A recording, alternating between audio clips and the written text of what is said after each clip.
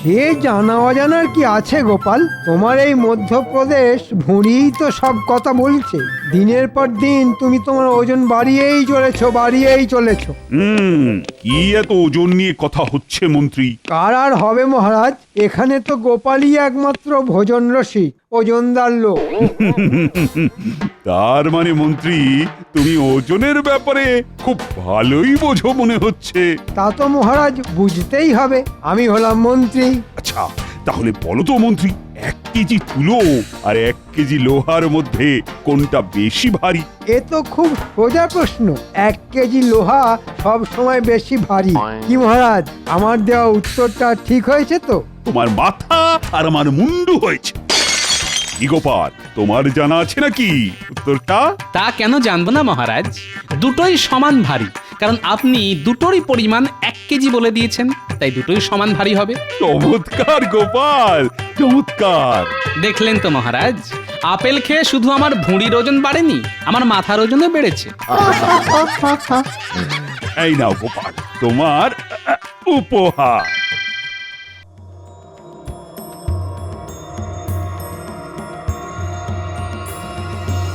কি গো, তখন থেকে তুমি এপাশ আর ওপাশ করছো কেন বলো তো? রাগে আমার সারাটা গা জ্বলে যাচ্ছে। কেন কেন, কি হলো আবার?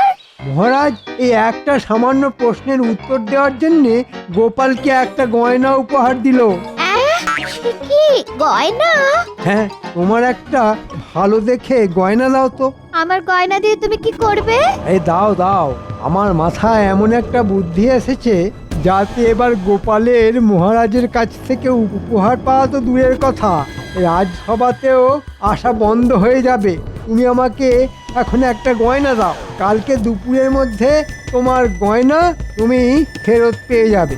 তোমাকে শুধু আমি যেরকম বলছি তুমি সেরকম করবে। আচ্ছা ঠিক আছে, ঠিক আছে।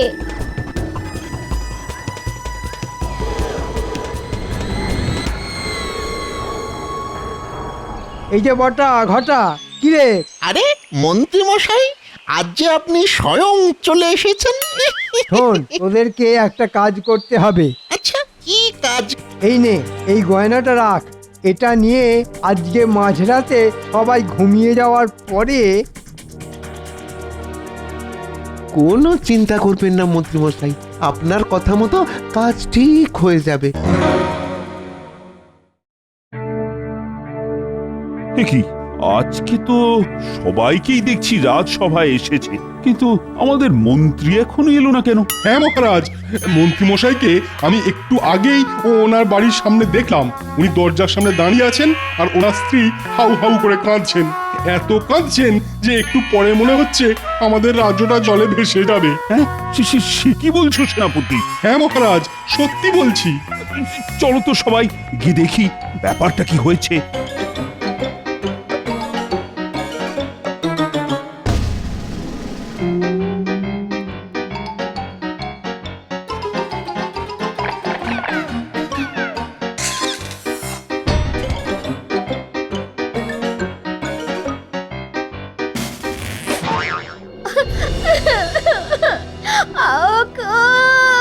আমার কি সর্বনাশ হলো গো! আমার 5 ভরি সোনার গয়না। এই সকাল সকাল এরকম মরা কান্না কাটছো কেন? শান্ত হও মন্ত্রী বউ। মহারাজ, আমার বাড়ি থেকে আমার 5 ভরি সোনার গয়না চুরি হয়ে গেছে। হ্যাঁ, সে কি 5 ভরির গয়না? হ্যাঁ মহারাজ, আমি বিয়ের সময় পেয়েছিলাম, আমার সব শেষ হয়ে গেল। তোমাদের বাড়ি থেকে কে আবার চুরি করতে যাবে বলো তো মন্ত্রী? মহারাজ, কালকে সন্ধেবেলা আমাদের বাড়িতে গোপাল এসেছিল, তারপর থেকেই আমার গিন্নির গয়নাটা খুঁজে পাচ্ছি না। তার মানে কি বলতে চাইছেন মন্ত্রী মশাই, আমি চোর? বলতে চাইছি না গোপাল, আমি বলছি আমি আপনার বাড়িতে আসিনি, তাই বলার কোনো প্রশ্নই ওঠে না। তাহলে চুরিটা করলো কি? এই রাজ্যে তো কত চোর ঘুরঘুর করছে, তাদের মধ্যেই নিশ্চয়ই কেউ করেছে। আমার তো মহারাজ গোপালকেই সন্দেহ হচ্ছে। গোপাল, আমি তোমাকে যথেষ্ট বিশ্বাস করি, তাই আবার জিজ্ঞেস করছি, তুমি সত্যি করে বলো তুমি মন্ত্রীর বাড়ি থেকে চুরি করেছো কিনা? হ্যাঁ গোপাল, বলো বলো। বলো গোপাল বলো। আরে ধুর মশাই, আমি গরিব হতে পারি কিন্তু চোর নই মহারাজ। ওগো ওগো আমার কি হলো গো? মহারাজ, এত জিজ্ঞেস করার কি আছে? সোজা গোপালের বাড়িতে গিয়ে তদন্ত করলেই হিসেব জলের মতো পরিষ্কার হয়ে যাবে। ঠিক আছে, তাহলে আর দেরি না করে সবাই গোপালের বাড়িতেই চলুন।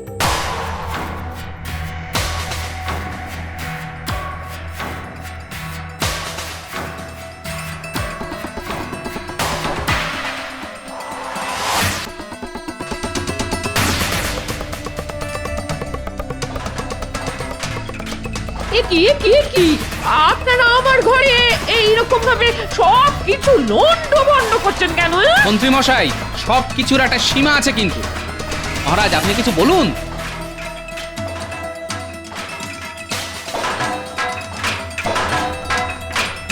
আপনারা ঘরের ভিতরে খোঁজাখুঁজি না করে বাইরে আসুন। আরে উঠোনে ওই গাছের ধারের মাটিটা কেমন উঁচু উঁচু লাগছে মনে হচ্ছে।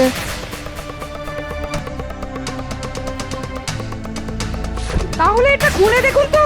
যেখানে দেখবে মাটি খুঁড়ে খুঁড়ে দেখো, সেটি পেলেও পেতে পারো।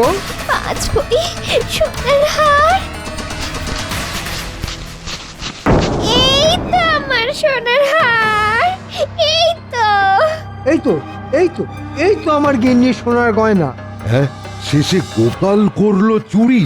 ছি ছি ছি ছি গোপাল, ছি, তুমি এত নীচ কাজ করতে পারবে আমি স্বপ্নেও ভাবিনি। এই জঘন্য অপরাধের জন্য তোমাকে আমি আগামী 1 মাস এই রাজসভা থেকে বহিষ্কার করলাম। এরকম করবেন না মহারাজ, আমি না খেতে পেয়ে মরে যাব। ও মহারাজ, আপনি এরকম করবেন না মহারাজ, করবেন না।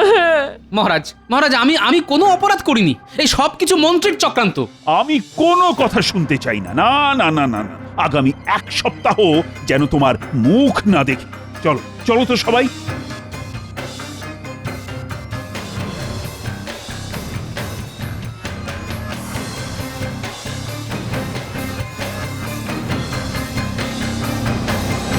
বিশ্বাস করো গিন্নি, আমি চুরি করিনি, এই সব কিছু মন্ত্রীর চক্রান্ত। আমি সব বুঝতে পারছি। হ্যাঁ, দুর্জনের কি ছলনা শেষ আছে? এই মোক্ষম জবাব আমি মন্ত্রীকে হাড়ে হাড়ে টের পাবো। না না না, আপনি কিন্তু এই কাজটা একদম ঠিক করেননি মহারাজ, ঠিক করেননি। কি করব বলো তো রানী, আমি তো নিজে চোখে দেখলাম গোপালের বাড়িতে গাছের পাশে পোঁতা ছিল মন্ত্রীর স্ত্রীর ওই গয়না। এই সম্পূর্ণ কৃষ্ণনগরে গোপালের চেয়ে সৎ ব্যক্তি আর দ্বিতীয় কেউ নেই মহারাজ। এই ব্যাপারটা আমার মোটেও বিশ্বাস হচ্ছে না। আমার মনে হচ্ছে এর মধ্যে একটা গভীর ষড়যন্ত্র লুকিয়ে আছে। হতেও পারে, এখন শুধু 1 মাসের অপেক্ষা।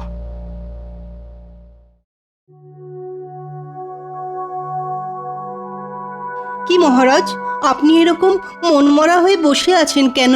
কি আর করব বলো, আজ 1 মাস হয়ে গেল, গোপালও নেই আর রাজসভায় হাসিও নেই। চলে এসেছি, 1 মাস খেয়ে না খেয়ে থেকেছি, কিন্তু আমি বেঁচে আছি। আপনারা সবাই ভালো আছেন তো?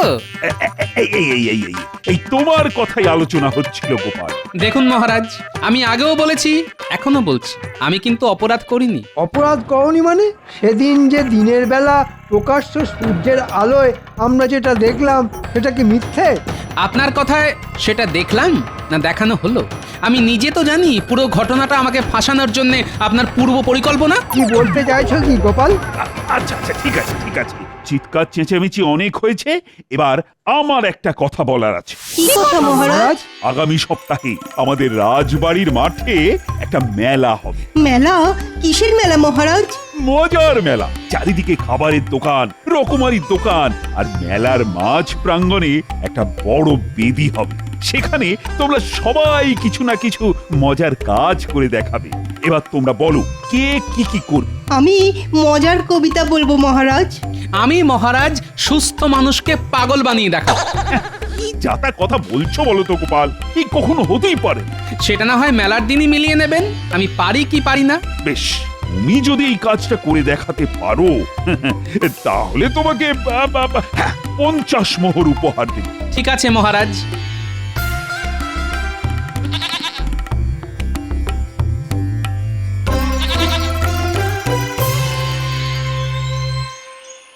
এ কি তুমি সঙ্গে করে কি নিয়ে এসেছো? এ হলো 5 মোহরের ছাগল। এই ছাগলই আমাকে 50 মোহর এনে দেবে।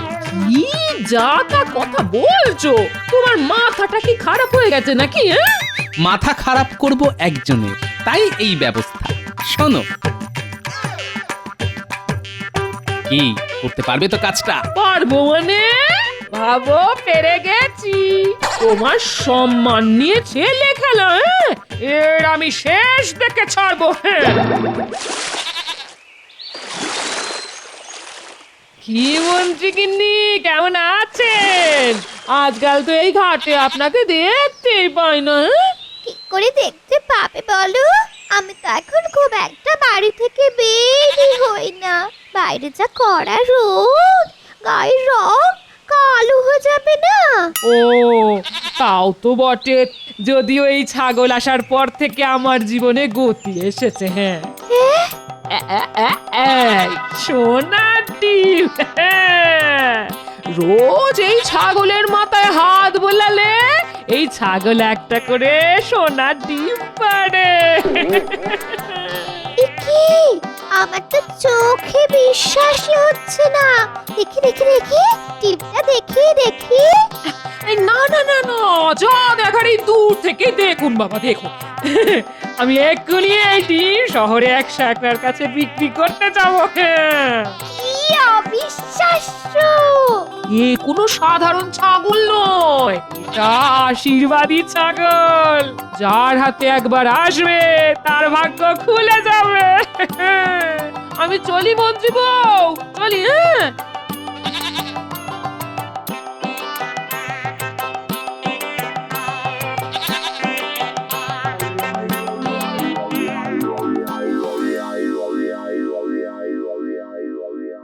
সেই কখন জল আনতে গেছো, এদিকে ফেরার নামগন্ধ নেই। আরে বাবা, জল আনতে গিয়ে যা খবর এনেছি না, শুনে চোখ ছানা বড়া হয়ে যাবে। কি বলতে চাইছো বলো তো, একটু খোলসা করে বলবে। আরে আরে আর বললো না, গোপাল বউয়ের কাছে দেখলাম একটা ছাগল। ছাগল তো কি হয়েছে, এমন করছো যেন বাঘ নিয়ে ঘোরাঘুরি করছে। আরে বাবা, এই ছাগল যে সে ছাগল না, এই ছাগল হলো সোনার ডিম পাড়া ছাগল। হ্যাঁ, সে কি সোনার ডিম পাড়া ছাগল? আরে হ্যাঁ গো হ্যাঁ, ওটা আশীর্বাদী ছাগল। রোজ সকালে মাথায় হাত বুলোলে একটা করে সোনার ডিম দেয়। আমি নিজের চোখে সেই ডিম দেখে এসেছি। কি সুন্দর সোনার ডিম! ওগো, এরকম চলতে থাকলে তো গোপাল কদিন পরে তোমার থেকেও বেশি বড় লোক হয়ে যাবে। সে কি বলছো গিন্নি? শোনো না, শোনো না, যে করেই হোক আমার ওই আশীর্বাদী ছাগল চাই, চাই চাই। পাবে গিন্নি, পাবে। ওই ছাগল দিয়ে আমি এক ঢিলে 2 পাখি মারবো। কদিন পরে মজার মেলাতে খেল দেখাবো, আর তারপর থেকে ঘুরে যাবে আমার ভাগ্যের চাকা। শোনো গিন্নি, কাজ তো অর্ধেক হয়ে গেছে। এখন ওই মজার মেলার আগের দিন রাত অবধি আমাদের এই ছাগলটাকে একটু সামলে রাখতে হবে। হ্যাঁ, শুধু মেলার আগের দিন ওকে উঠোনে ছেড়ে রাখবো।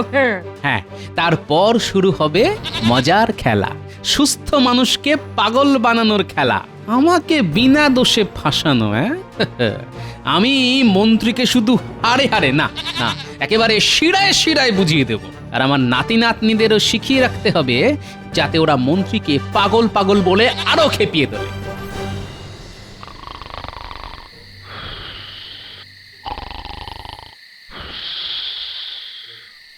ঘটা, খুব সাবধানে কাজ করতে হবে কিন্তু।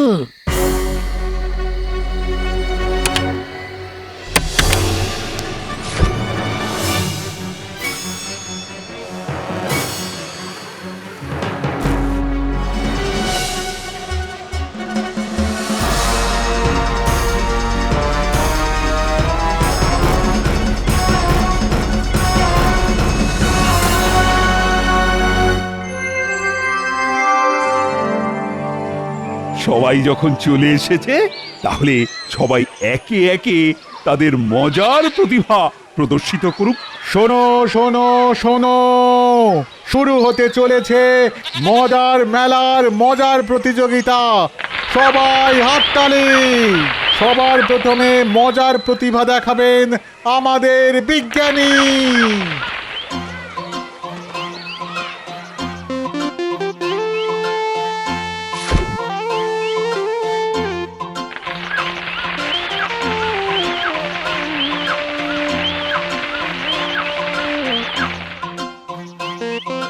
দারুণ। ও দারুণ দারুণ বিজ্ঞানী দারুণ বিজ্ঞানী দারুণ। সাবাস বিজ্ঞানী সাবাস, কি তোমার মজার আবিষ্কার! বীজ থেকে একেবারে সোজা গাছ। চমৎকার চমৎকার। এরপর মজার কবিতা শোনাতে আসবেন আমাদের সভাকবি। আমি আজ আমাদের রাজসভা নিয়ে একটা মজার কবিতা শোনাবো। অনেক ভাবনা চিন্তার পর আমি এই কবিতা লিখেছি। শোনাও। রাজ্য মোদের কৃষ্ণনগর। কৃষ্ণচন্দ্র রাজা, অনেক বয়স হলেও ওনার মনটা এখনো তাজা।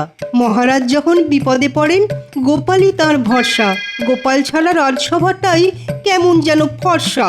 গোপাল যদি নেউল হয়, মন্ত্রীমশাই সাপ। মন্ত্রীমশাইয়ের কোনো প্যাচেই গোপালের নেই চাপ। আমরা সবাই প্রতিদিন রাজসভাতে আসি। আমরা মোদের রাজ্যটাকে বড্ড ভালোবাসি। গোপাল নেউল আর মন্ত্রী সাপ, বাহ বাহ দারুণ।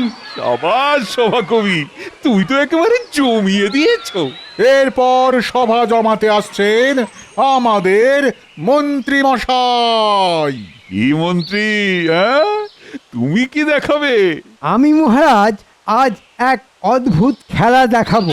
এই যে আমার সাথে এই ছাগলটা দেখছেন, এটা একটা মজার ছাগল। হ্যাঁ, মজার ছাগল? কিরকম কিরকম? মহারাজ, মন্ত্রীমশাই কিছু বলার আগে আমি একটা মন্ত্র পড়তে চাই। এতে আমাদের সুস্থ মন্ত্রী একটু পরেই পাগল হয়ে যাবে।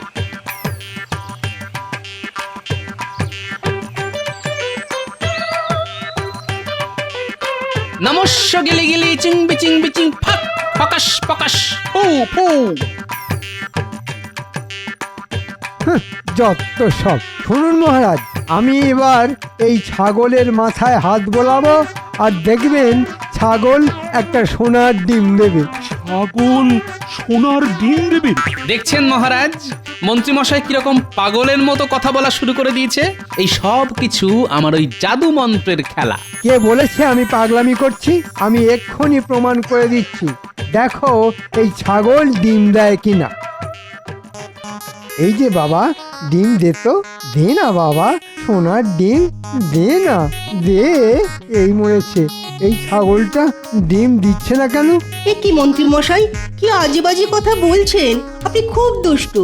এই তখন থেকে তোকে বলছি সোনার ডিম দে। ওরে দে না বাবা, রোজ সকালে তো মাথায় হাত বোলারে দিস, আজকেও দে না। মহারাজ, মন্ত্রীমশাইয়ের কথায় কিন্তু অনেক অসঙ্গতি দেখা দিচ্ছে।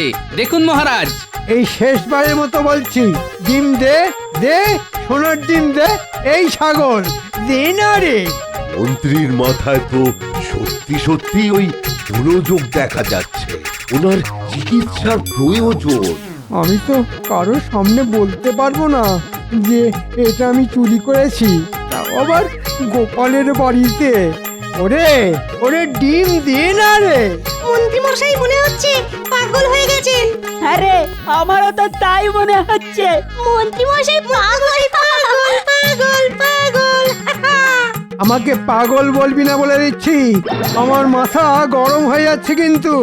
আমাদের মন্ত্রী পাগল পাগল। তবে রে, ওরে এবার মনে হচ্ছে সত্যি মাথাটা গেছে।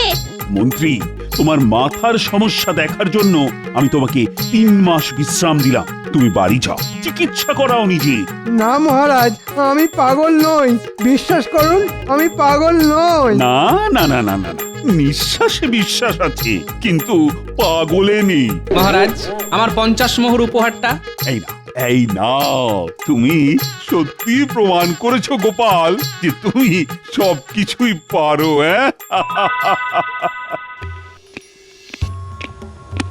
দূর দূর, এখন 3 মাস বাড়ি বসে থাকো। 3 মাস বেতন পাবো না, এ নিশ্চয়ই গোপালের কোনো চাল। ঠিকই ধরেছেন মন্ত্রী মশাই, আমার চাল। আমি জানতাম আপনি এবং আপনার গিন্নি আমার পাতা ফাঁদে পা দেবেন, তাই এটা করেছি। আমি বিনা দোষে 1 মাস বাড়ি বসেছিলাম, আর এখন আপনি 3 মাস বসে থাকুন। গোপাল লক্ষ্মীটি, তুমি আমাকে বাঁচাও ভাই। 3 মাস বসে থাকলে না খেতে পেয়ে তার আগেই মরে যাব। বাঁচাতে পারি যদি আপনি মহারাজকে সব সত্যি কথা বলেন। ঠিক আছে, সব বলবো। চলুন তাহলে মহারাজের কাছে।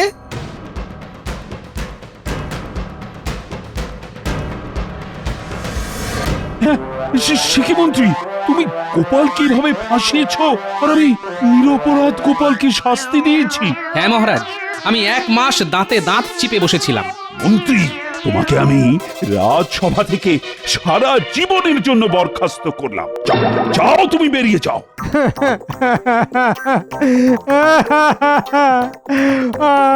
মহারাজ, আমি মরে যাব। এরকম করবেন না মহারাজ, এরকম করবেন না। ওই দেখুন আবার পাগলামি করছে। একেই বলে ছাগল বানালো পাগল।